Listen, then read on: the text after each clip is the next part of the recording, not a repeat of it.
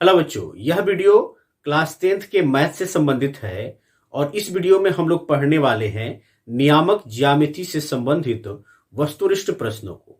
एक एक करके मैं क्वेश्चन को लिखूंगा और यदि उस क्वेश्चन से संबंधित कोई फॉर्मूला है, थियरी है, तो उसका भी डिस्कशन किया जाएगा, साथ ही उस क्वेश्चन का सोल्यूशन भी किया जाएगा। तो आइए जो है पहला क्वेश्चन मैं लिखता हूं यहां पे। बिंदु 2, -10 का भुज है। क्या पूछा जा रहा है बाबू? भुज पूछा जा रहा है। तो आपको मैं बता दूं, ये मैंने एक्सिस ड्रॉ कर दिया, x x डैश और y y डैश।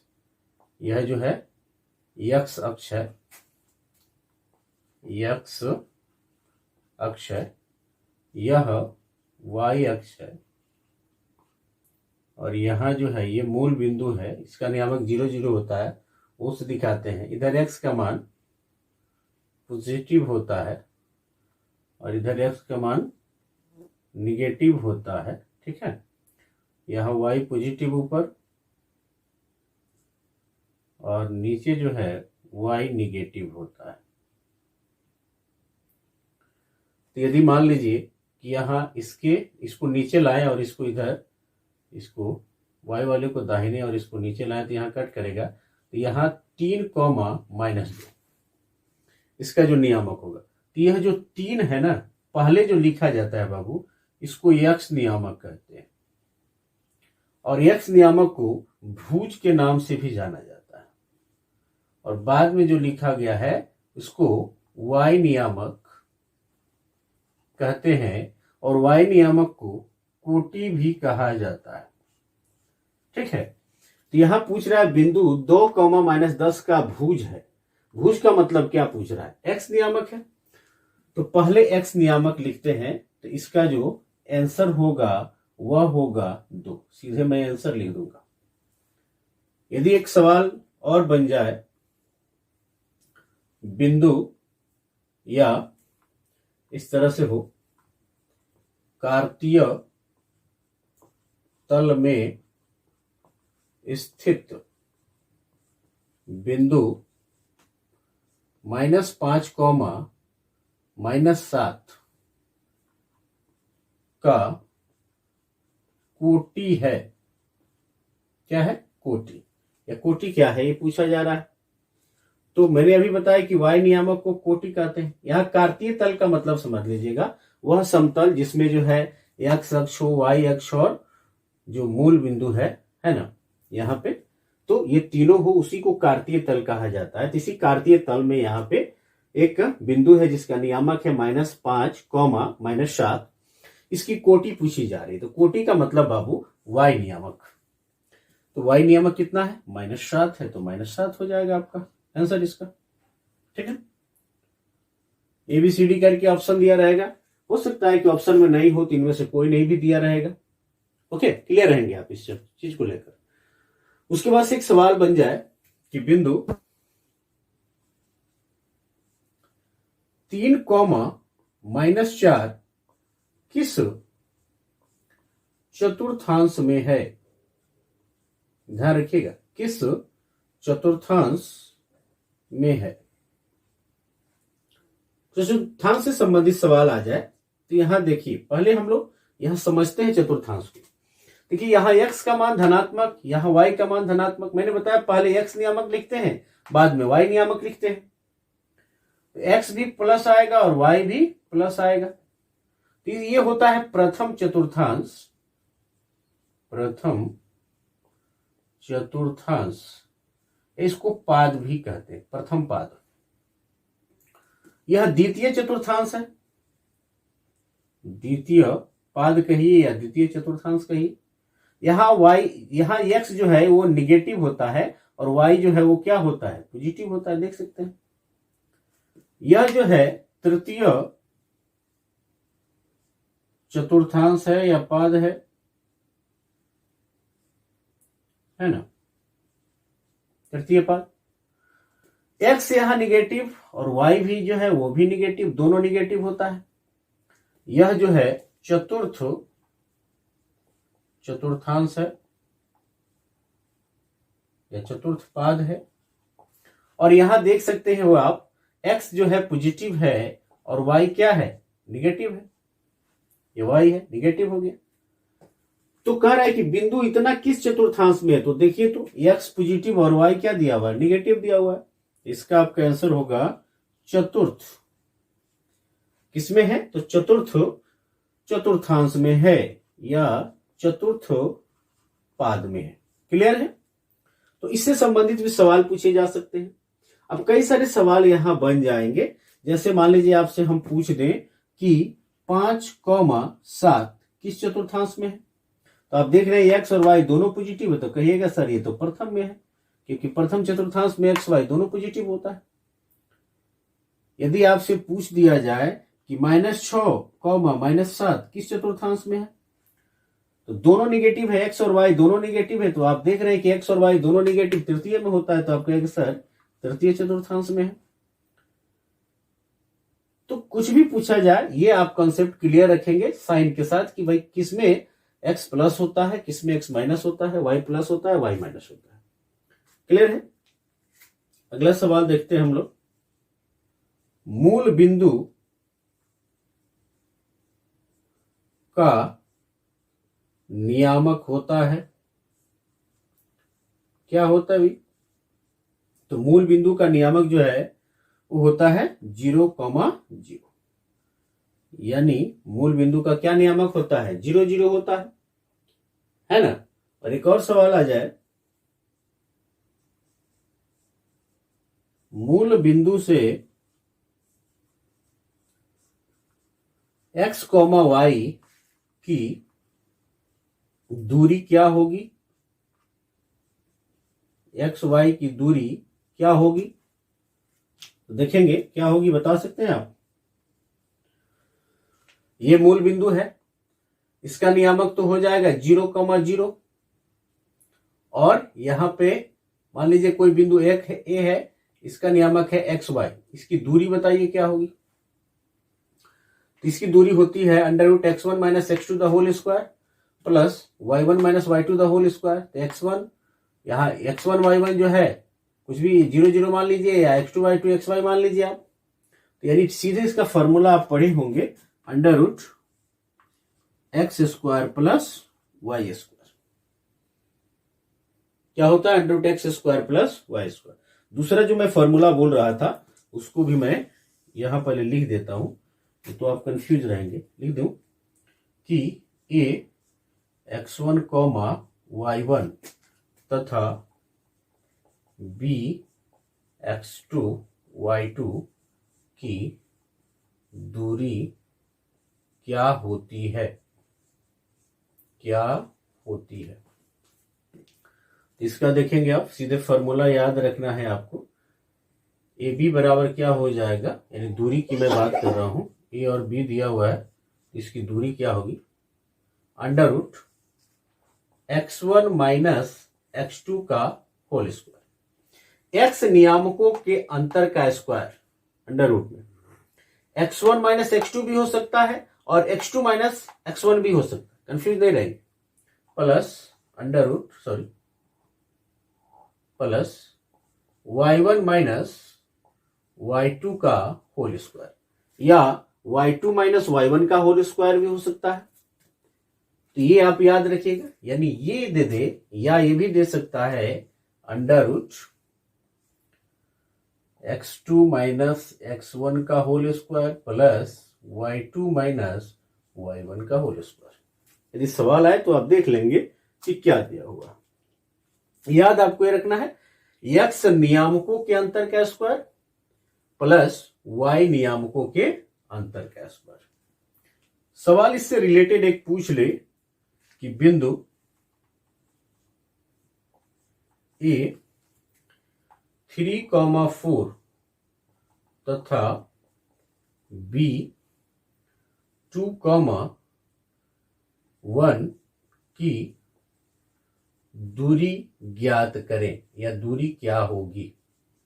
ऐसा सवाल हो क्या करेंगे, देखिएगा मैं सोल्यूशन यहां करूंगा। इसका ए और बी दिया हुआ है, ए बराबर है 3,4, ये बराबर x1, y1, ए x1 ए y1, बी है 2,1, इसको मान लीजिए x2, y2, ये x2 हो गया, ये y2 हो गया। तो दूरी सूत्र से ए बी बराबर क्या होगा बाबू, under root x1 minus x2 का होल स्क्वायर, मैं फॉर्मूला नहीं लिखूंगा ऑलरेडी ऊपर लिखा हुआ है, तो 3 माइनस 2 का whole square plus y1 minus y2 का होल स्क्वायर 4 माइनस 1 का होल स्क्वायर। 3 में से 1 माइनस होगा बाबू, सॉरी 3 में से 2 माइनस होगा तो 1 आएगा, और 1 का स्क्वायर करेंगे तो क्या होगा, 1 ही होगा। 4 में से 1 माइनस होगा तो 3 आएगा, और 3 का स्क्वायर 9 होगा। 9 1 10, अंडर रूट 10 जो है इकाई या मात्रक है ना, ये आपका हो जाएगा क्या, दूरी हो जाएगा। कंफर्म है? तो आप स्क्रीनशॉट लेते रहेंगे ताकि जो है हम इसको क्लीन करें और नेक्स्ट क्वेश्चन को देखा जाए। अगला क्वेश्चन देखते हैं, क्या है क्वेश्चन, देखिएगा। किसी बिंदु की y अक्ष से दूरी क्या होती है, ऐसा सवाल पूछा जाए। पहले मैं एक्सिस ड्रॉ कर देता हूं, यहां x, x dash, y, y dash. कह रहे किसी बिंदु की वाई अक्ष से दूरी क्या होती है, वाई एक्सिस यही है, तो यहां से जब दूरी करेंगे तो या तो इधर जाएगा या तो इधर जाएगा। तो वाई अक्ष से जो दूरी होती है इसकी, वह होता है एक्स नियामक। क्या होता है, एक्स नियामक होता है, ध्यान रखेंगे आप। तो कहेंगे उसको एक्स, आंसर में क्या आएगा इसका, एक्स नियामक। एक्स नियामक को बाबू भुज भी कहते हैं। तो दो ऑप्शन हो सकते हैं आपके, या तो एक्स नियामक दिया रहेगा, या वह एक्स नियामक, वाई नियामक, एक्स वाई नियामक, या कुछ भी दे सकता है। तो उसमें एक्स नियामक है तो ठीक है, नहीं तो भुज दिया रहेगा तो भुज देख लेंगे। इसी का सवाल पूछ दे कि किसी बिंदु की वाई एक्स से दूरी यहां पे है, किसी बिंदु की एक्स एक्सिस से दूरी क्या होगी, एक्स अक्ष से दूरी। तो इधर वाई की पॉजिटिव वैल्यू, इधर वाई का नेगेटिव वैल्यू, तो वाई नियामक ही तो होगा। तो इसका विपरीत सवाल भी जो है याद रखना है आपको। यहां पे मैं लिख देता हूं, क्वेश्चन नहीं, वाई अक्ष से, ये तो वाई अक्ष से ही था, एक्स अक्ष से दूरी जो होता है वो होता है बराबर वाई नियामक। नियामक को कभी कभी निर्देशांक भी लिखता है बाबू, कंफ्यूज नहीं होंगे आप। निर्देशांक, नियामक कहे या निर्देशांक कहे, जिसको क्या कहते हैं बाबू, तो वाई नियामक कहे या इसी को कहे कोटि। क्या कहे, कोटि। तो याद रखना है आप। फिर नेक्स्ट क्वेश्चन देख लेते हैं, वाई अक्ष का समीकरण क्या होगा, वाई अक्ष का समीकरण क्या होता है। वाई अक्ष का समीकरण जब लिखना है बाबू, तो वहां पे आप ध्यान रखिएगा, जब वाई एक्सिस ही होगा तो एक्स का मान क्या आएगा, 0 आएगा। तो याद रखना है वाई एक्स का समीकरण जो होता है एक्स बराबर 0 होता है। और एक्स अक्ष का समीकरण क्या होगा, तो समझ में आ गया होगा आपको, एक्स अक्ष का समीकरण। तो फिर इस केस में जो है बराबर क्या होगा, तो एक्स, यहां पे वाई एक्स का समीकरण में एक्स बराबर 0 था, एक्स अक्ष के समीकरण में वाई बराबर 0 होगा। ये बात याद रखना है आपको, ठीक है। फिर नेक्स्ट क्वेश्चन देख लेते हैं। कह रहा है क्या, कह रहा है एक्स अक्ष पर स्थित किसी बिंदु का वाई नियामक क्या होगा। एक्स अक्ष पर स्थित किसी बिंदु का वाई नियामक पूछा जा रहा है। तो एक्स एक्सिस पे है बाबू, कहीं भी आप रख लोगे। इधर आप जानते हैं एक्स का पॉजिटिव वैल्यू होता है, इधर एक्स का निगेटिव वैल्यू होता है, तो क्या होगा, y नियामक 0 होगा। तो यहां पे इसका आंसर सीधा हो जाएगा 0। ऐसे 0 लिख लेंगे आप, 0 लिखा रहे या 0 ये से दिया रहे। उसी तरह से जो है y अक्ष पर आप बना सकते हो, y अक्ष पर स्थित किसी बिंदु का जो है x नियामक क्या होगा बाबू, x नियामक y एक्सिस पर है, x नियामक श्योरली यहां भी क्या होगा, 0 होगा, 0 होगा। ठीक है, y-4 बराबर 0 का आलेख कैसी सरल रेखा होती है। इसका मैं ऑप्शन लिख देता हूं, x अक्ष के समांतर, बी में हो जाएगा y अक्ष के समांतर, सी में मूल बिंदु से जाती हुई, है ना, मूल बिंदु से जाती हुई, और डी में इनमें से कोई नहीं, इनमें से कोई नहीं। क्या ऑप्शन होगा बाबू, y-4 बराबर 0 का आलेख। तो y-4 बराबर 0 का मतलब क्या हुआ, y-4 बराबर 0 का मतलब हो गया डिसिंप्लाई y बराबर 4। तो y बराबर 4, मान लीजिए y नियामक है, यहाँ 1 हो गया, 2 हो गया, 3 हो गया, 4 हो गया, यहां हो गया। यहां से ग्राफ खींचना है बाबू, तो सीधे आप ऐसे खींचोगे, वह जो ग्राफ होगा ना एक्स एक्सिस के क्या होगा, पैरेलल आएगा। y बराबर 4 का ग्राफ या y बराबर 1 का, 2 का, 3 का, या -1 -2 कोई भी हो, उसका जो ग्राफ होगा वो एक्स अक्ष के क्या होगा, समानांतर होगा। और यदि इस तरह से दिया रहे कि इसी सवाल को ऐसे कर दे, x बराबर 10 का ग्राफ कैसा होगा, इसका जो ग्राफ होगा या जो इसका आलेख होगा वह y अक्ष के समांतर होगा। कैसा होगा, y अक्ष के समांतर होगा। x बराबर 10 हो या x माइनस 10 बराबर 0 हो, या x माइनस 1 बराबर 0 हो, x प्लस 1 बराबर 0, कुछ भी हो, जहां x का वैल्यू निकले, सिर्फ x का वैल्यू जब निकले तो वहां पे जो है y एक्सिस के x का वैल्यू निकलेगा। जैसे मान लीजिए 10 यहां आता है, कहीं भी हम ग्राफ खींचते हैं ऐसे, सॉरी इधर आप खींचेंगे स्केल रख के, तो क्या आएगा, ये y एक्सिस के पैरेलल आएगा। तो ये भी ध्यान रखिएगा, इस तरह के भी सवाल आए तो। ठीक है, इसको क्लीन करते हैं। आइए, इसके बाद से कुछ क्वेश्चन मैंने ऑलरेडी लिख दिया है ताकि कम समय लगे। क्या है क्वेश्चन, देखिएगा। कह रहे बिंदुओं 2, 3 तथा 6, 7 को मिलाने वाली रेखाखंड के मध्य बिंदु का निर्देशांक लिखे। आप जानते हैं कि दो बिंदु हो, एक ए है, इसका नियामक x1 y1 हो, और एक बिंदु बी हो, इसका नियामक x2 y2 हो। और इससे जो मिलने वाली रेखाखंड ए बी है, इसके मध्य बिंदु का नियामक, यदि P इसके मिड में स्थित हो, ये बराबर बराबर दूरी पे हो जाए, तो इस P का नियामक क्या होगा बाबू, x1 plus x2/2 y1 plus y2/2।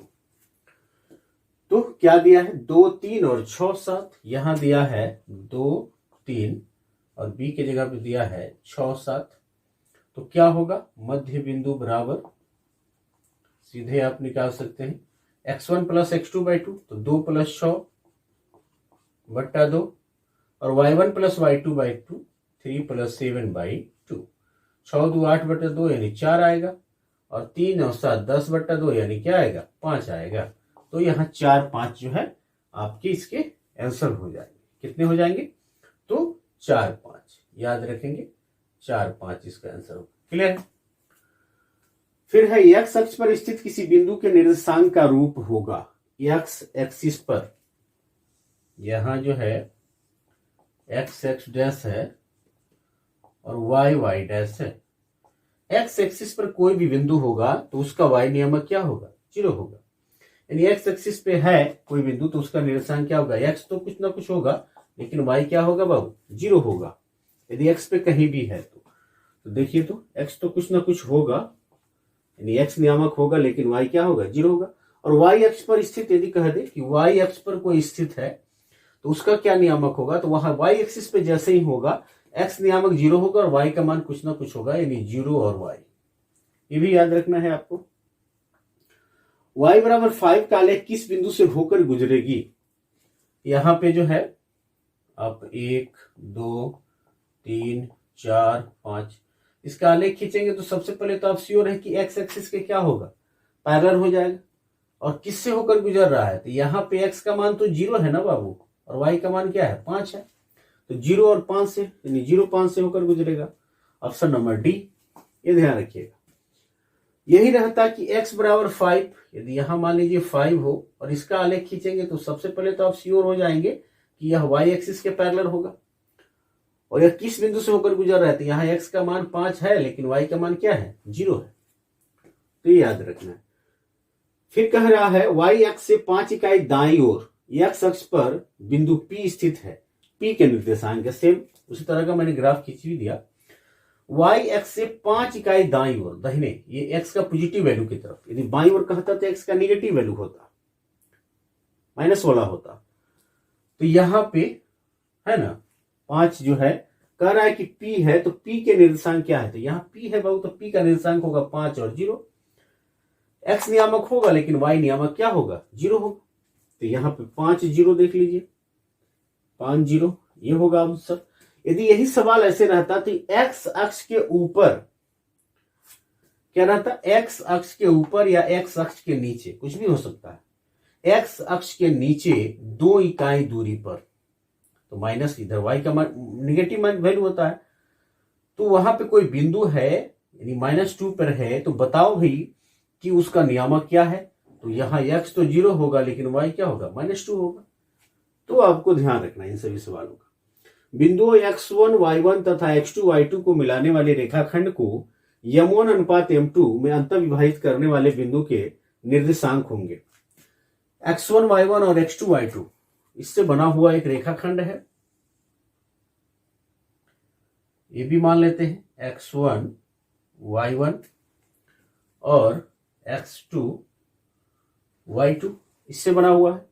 और एक कोई बिंदु है जो कि इसको क्या कर रहा है, m1 और m2 के रेशियो में अंतर विभाजित कर रहा है। मान लेते हैं यहाँ p है, इसको m1 अनुपात m2 में आंतरिक रूप से बांट रहा है।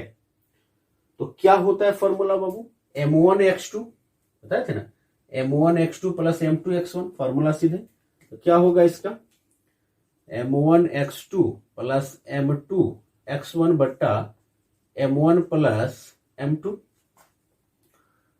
और y नियामक क्या होगा, m1 y2, सीधे x की जगह पे y रखो, प्लस m2 y1 बट्टा m1 प्लस m2, विभाजन सूत्र है आपका। अच्छा ऐसा भी पूछ ले, आपको तो बाह्य विभाजन पढ़ना नहीं है एनसीईआरटी में, लेकिन यदि पूछ दे कि बाह्य विभाजित कर रहा है, अंतः विभाजित नहीं कर रहा है, बाह्य विभाजित कर रहा है, ये p यहां नहीं है, p यहां है, यहां, और यहां से यहां तक m1 है और यहां से यहां तक m2 है यहां से नहीं, सॉरी, यहां से ये जो b है ना, b से यहां से यहां तक m2 है। तो बाह्य रूप से विभाजित कर रहा है तो क्या फॉर्मूला होगा, कोई खास बदलाव नहीं है, जहां जहां ये प्लस है ना यहां माइनस कर लेना, जहां जहां प्लस है वहां वहां माइनस कर लोगे तो बाह्य विभाजन का फॉर्मूला हो जाएगा। यानी क्या होगा, m1 x2 minus m2 x1 बट्टा m1 माइनस m2। उसी तरह y नियामक m1 y2 minus m2 y1 बट्टा m1 माइनस m2। बाह्य विभाजन हो तो और अंतर विभाजित हो तो प्लस वाला लगेगा। y अक्ष पर सभी बिंदुओं का भुज होता है। y अक्ष पर, ये y एक्सिस है बाबू, इस पे भुज क्या होगा, भुज मतलब x नियामक, तो भुज तो 0 होता है, भुज क्या होता है, 0 होता है। और कहे x अक्ष पर सभी बिंदुओं का कोटि होता है, तो कोटि भी 0 होता है x एक्सिस पे। त्रिभुज एबीसी के शीर्षों के निर्देशांक a बराबर यानी x1 y1 x2 y2 और x3 y3 है, तो इसके केंद्रक का निर्देशांक होगा। केंद्रक कहे बाबू या गुरुत्व केंद्र कहे, कंफ्यूज नहीं होना है आपको। केंद्रक कहे या गुरुत्व केंद्र कहे, इसका नियामक बराबर पूछ देता है x1। याद रखिएगा, x नियामकों को जोड़कर 3 से भाग कर दीजिए। x1 plus x2 plus x3 y3 comma y1 plus y2 plus y3 by 3। x नियामकों को जोड़कर 3 से भाग कर दें, फिर y नियामकों को जोड़कर 3 से भाग कर देंगे, इसके केंद्रक या गुरुत्व केंद्र का नियामक मिल जाएगा। ठीक है, आप नोट करते रहेंगे। थोड़ा एक एग्जाम्पल के साथ इसको मैं समझा देता हूं आपको। यहां पे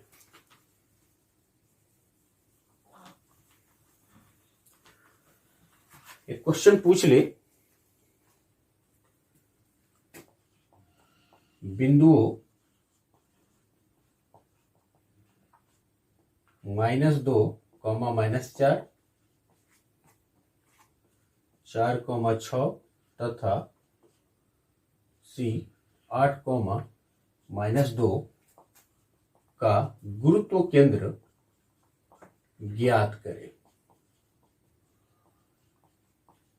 तो क्या करेंगे बाबू? तो x नियामक को जोड़ दीजिए। कैसे बनेगा ये? केंद्रक या गुरुत्व केंद्र, ध्यान रखना है आपको। तो -2 प्लस 4 प्लस 8 बट्टा 3 कॉमा -4 y नियामक को जोड़ दीजिए, प्लस 6 प्लस -2 बट्टा 3। तो देखिए, तो 4 और 8 12 में से 2 जाएगा तो 10 बचेगा, यानी 10 बट्टा 3। यहां देखिए 4 माइनस में और 2 भी माइनस में, तो -6 हो जाएगा, और 6 में प्लस 6 होगा तो 0 बट्टा 3, यानी क्या हो जाएगा? 0। ये आपका आंसर हो जाएगा। ठीक है, तो इसका स्क्रीनशॉट लेते रहेंगे। आइए हम क्लियर कर देखिएगा। गुरुत्व केंद्र से संबंधित एक और जो है मैंने क्वेश्चन लिख दिया यहाँ पे। त्रिभुज एबीसी के दो शीर्ष ए बराबर -1,4 और बी बराबर 5,2 है तथा इसका मध्य केंद्र का मतलब बाबू गुरुत्व केंद्र या केंद्र जी बराबर जो है यहाँ 0-3 है, तो सी का नियामक। तो पहले तो आप देख लीजिए, ए बराबर क्या दिया हुआ है? -1,4, ये हो जाएगा x1 y1। बी बराबर दिया है 5,2, ये हो जाएगा x2 y2, और माना सी बराबर x3 y3। तो x नियामक क्या होता है बाबू? गुरुत्व केंद्र का x नियामक होता है, यानी मैं सीधे रख दे रहा हूं, x1 plus x2 plus x3 y3। यहाँ x1 क्या है? -1 प्लस x2 है 5 और x3 है x3 ही y3, वही तो निकालना है। ये 3 इधर 0 में गुणा हो जाएगा, 0 हो जाएगा। 5 में से 1 गया 4 प्लस x3, या 4 इधर प्लस में इधर आके क्या हो जाएगा? माइनस में। x3 का मान -4 आएगा। y3 भी तो निकाले हम, तो y नियामक बराबर क्या होता है बाबू? y नियामक बराबर सीधे मैं वैल्यू रख देता हूं, -3 बराबर, तो y1 plus y2 plus y3 4 plus 2 plus y3/3, या 3 3 का 9 -9। यहां देखिएगा 4 और 2 6 प्लस y3, या -9, 6 इधर प्लस में इधर आके माइनस में, -6 बराबर y3। तो डिसिंप्लाई -9 -6 -15 बराबर y3, तो y3 का मान -15, यानी जो सी का नियामक होगा वो होगा बाबू -4, -15। ठीक है, तो ध्यान रखेंगे आप। इस तरह से भी सवाल पूछा जा सकता है। सरल रेखाएं x बराबर 2 तथा y बराबर 2 हैं, एक दूसरे के लंबवत। देखिए एक्सिस ड्रॉ कर लो आप, और x बराबर 2, यहाँ 2 कहीं ना कहीं होगा, यहाँ 1 होगा तो यहाँ 2 होगा। इसका ग्राफ खींचोगे तो क्या आएगा? y x के पैरेलल आएगा। x बराबर 2 का ग्राफ है, और y बराबर 2 का ग्राफ खींच लो। y पॉजिटिव इधर होता है, इधर 1 हो गया, यहाँ 2 हो गया। मान लो ये क्या होगा? दोनों एक दूसरे को समकोण पे कट करेगा। ये y बराबर 2 का ग्राफ, तो एक दूसरे के क्या होगा बाबू? लंबवत होगा, एक दूसरे के लंबवत होगा। मान बदल दे, ऐसा नहीं कि 2 2 है यानी इक्वल मान है तभी ऐसा होगा, मान भी बदल सकता है। यदि कहा x बराबर 1 तो इसका ग्राफ यहां से आप जाएगा, और y बराबर कह दे -5, यहां मान लो -5 है, इसका ग्राफ एक दूसरे के, इसको थोड़ा सा और आगे कर दो, एक दूसरे के कैसे होगा, तो एक दूसरे के लंबवत होगा। हमेशा जो है ध्यान रखेंगे एक दूसरे के क्या होगा, लंबवत होगा। ठीक है। किसी त्रिभुज के शीर्ष 0 4 0 0 तथा 3 0 है तो इसका परिमाप होगा, इसको मिटाना पड़ेगा।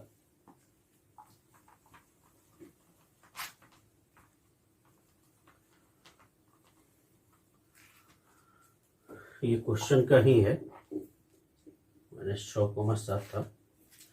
किसी त्रिभुज के शीर्ष दिए गए हैं, मान लो एक एबीसी त्रिभुज है,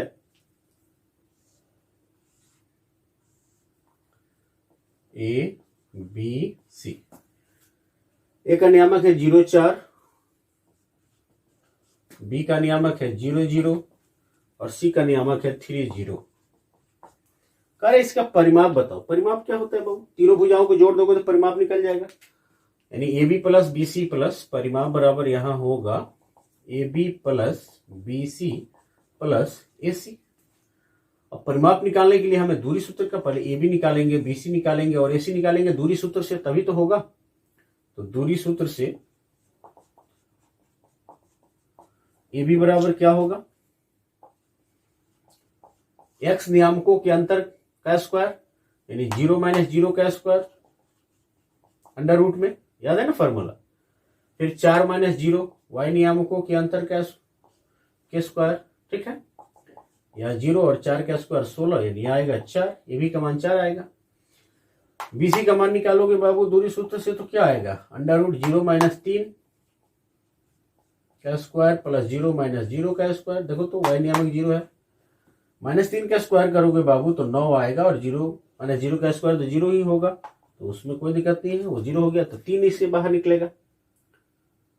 अब AC निकाल लो, AC क्या आएगा, दूरी सूत्र से अब बना लो, 0 - 3 अंडर रूट 0 - 3 का स्क्वायर प्लस 0 या 4 - 0 का स्क्वायर। आई होप कि आप देख पा रहे होंगे। ठीक है, तो देखो तो -3 का स्क्वायर 9 और 4 का स्क्वायर 16, 16 9 25, यानी 5 आएगा। तो तीनों को जोड़ दो, यहाँ 4 + 3 7 और 5 12, यानी इसका जो परिमाप आएगा वो कितना आएगा बाबू, 12 आएगा। ठीक है। यदि वृत्त के व्यास के सिरों के नियामक 2, 3 और -6, 7 हैं तो उसके केंद्र का नियामक होगा। ठीक है, कुछ नहीं है, मध्य बिंदु के नियामक का फॉर्मूला अप्लाई करना है आपको। यह जो एक वृत्त है इसके केंद्र यहाँ पे वो है, और व्यास जो है इसके सिरों का नियामक दिया है 2, 3 और यहाँ दिया हुआ है -6, 7।